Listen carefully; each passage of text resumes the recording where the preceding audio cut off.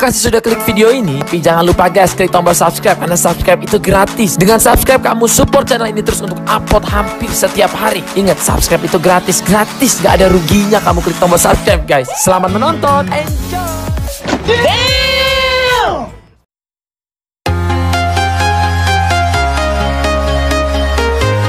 Assalamualaikum warahmatullahi wabarakatuh. Selamat pagi dan salam sejahtera buat kita semua. Anak-anakku yang berbahagia, berjumpa kembali dengan saya Bapak Edianto SPD, yang pada video pembelajaran kali ini akan membahas materi tentang cerpen.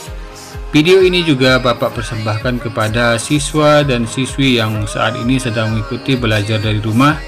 Semoga video ini bisa membantu kalian dalam mendapatkan pemahaman materi tentang cerpen. Bapak berharap kalian menyaksikan video ini sampai selesai, sehingga apa yang Bapak sampaikan dalam video ini dapat kalian simak dengan baik.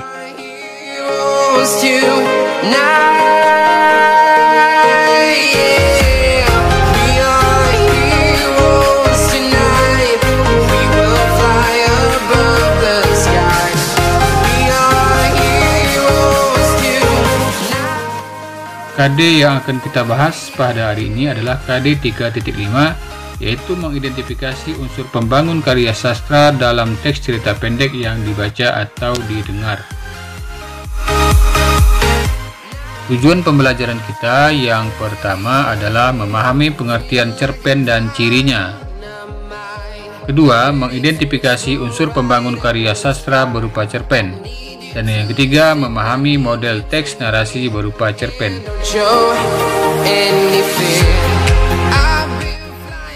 Materi yang akan kita pelajari hari ini adalah yang pertama, pengertian dan ciri cerpen. Kedua, unsur pembangun karya sastra berupa cerpen.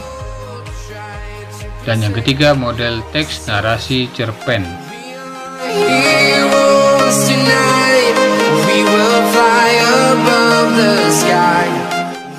Cerpen adalah jenis karya sastra berbentuk prosa dan bersifat fiktif yang menceritakan atau menggambarkan suatu kisah yang dialami oleh suatu tokoh secara ringkas, disertai dengan berbagai konflik dan terdapat penyelesaian atau solusi dari masalah yang dihadapi.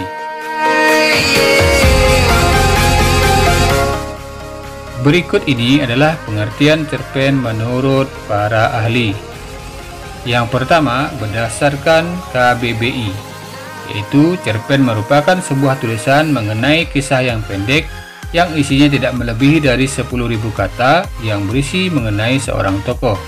Kedua, menurut Sumarjo dan Saini, cerpen merupakan sebuah cerita yang tidak benar-benar terjadi pada dunia nyata dan ceritanya singkat dan pendek.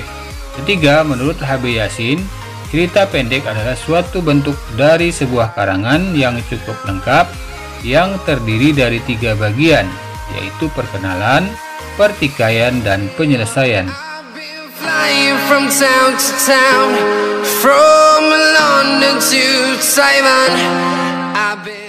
Ciri-ciri cerpen. Yang pertama, terdiri kurang dari 10.000 kata.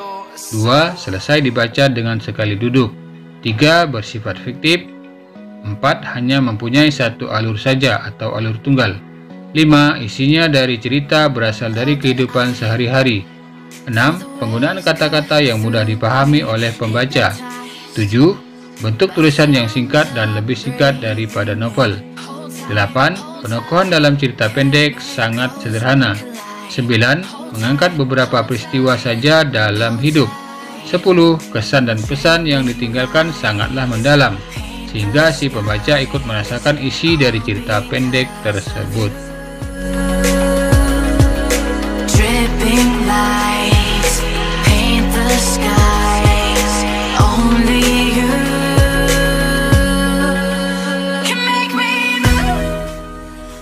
Unsur intrinsik atau unsur yang berasal dari dalam cerpen.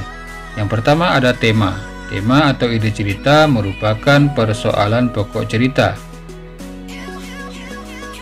Yang kedua, ada amanat atau pesan yang disampaikan pengarang berupa pemecahan masalah atau jalan keluar terhadap permasalahan yang ada di dalam cerita. Yang ketiga, latar. dalam sebuah cerita menunjuk pada pengertian tempat, waktu, suasana, dan lingkungan sosial. Yang keempat, sudut pandang atau point of view, yaitu visi pengarang dalam memandang suatu peristiwa di dalam cerita. Nah, di dalam cerpen biasanya menggunakan dua sudut pandang, yaitu sudut pandang orang pertama yang biasanya menggunakan kata aku, saya, kami, ataupun kita, dan sudut pandang orang ketiga biasanya menggunakan kata dia, ia, mereka, kemudian nama tokoh dan nama jabatan.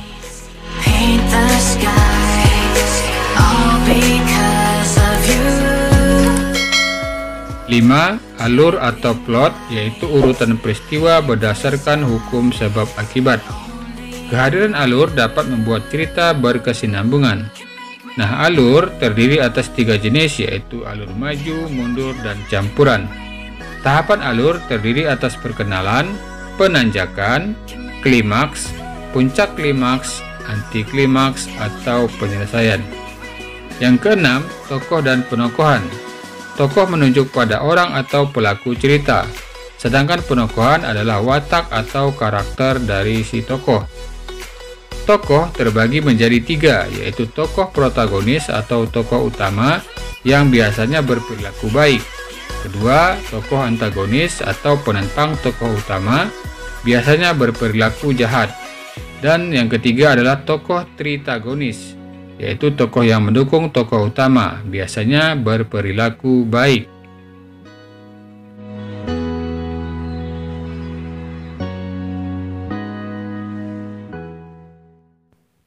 Teknik memperlihatkan penokohan ada 2, yaitu secara analitik atau menyebutkan secara langsung, dan teknik dramatik atau secara tidak langsung.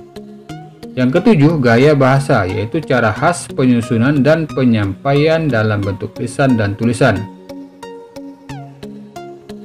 Ruang lingkup tulisan itu meliputi penggunaan majas, penggunaan kalimat, pemilihan diksi, dan penghematan kata.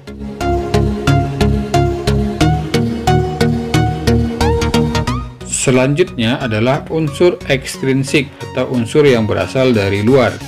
Yang pertama ada latar belakang masyarakat, berkaitan dengan kondisi masyarakat yang meliputi kondisi sosial, ekonomi, dan politik.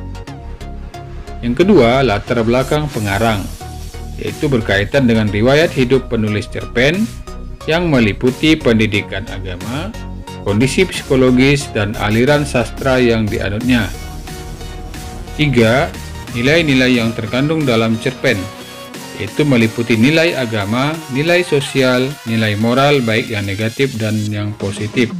Yang keempat, budaya, yaitu nilai yang berkaitan erat dengan kebudayaan, kebiasaan, serta tradisi adat istiadat.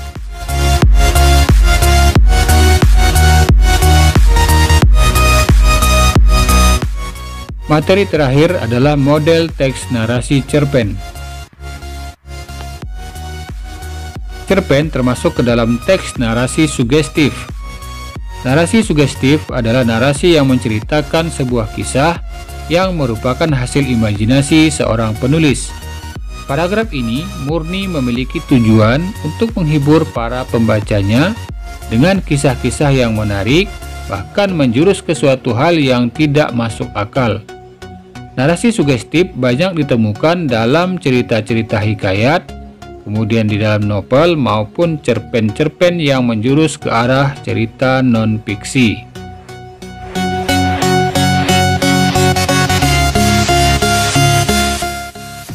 Anak-anakku yang berbahagia, demikian dulu pembahasan materi tentang pengertian cerpen, unsur pembangun cerpen, dan model teks narasi cerpen. Sampai jumpa di video pembelajaran saya selanjutnya dengan pembahasan yang berbeda. Jangan lupa like, share, comment, and subscribe. Terima kasih. Wassalamualaikum warahmatullahi wabarakatuh.